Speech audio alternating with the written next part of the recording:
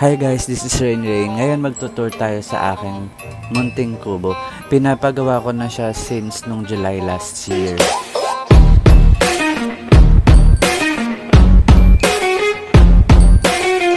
At ayun na nga, nagtanim ako dito ng malunggay nung nakaraan. Ngayon meron na siyang usbong.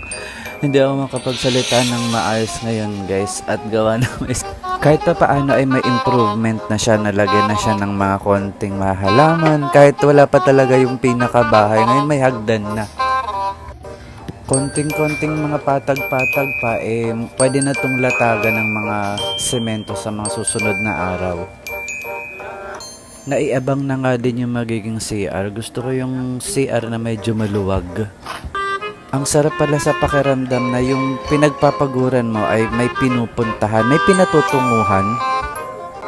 Pag nabuhusan na to ng kaunti, ang dami kong gustong bilhin na halaman, mga bulaklak, mga ganun. Nung nakaraan, tinaniman ko na to ng langka, ng lemon, 2 kalamansi, ng malunggay. Kasi natutuwa ako pag yung mga halaman namumunga. At ang swerte ko nga nung binili tong lote na to, meron na siyang puno ng mangga.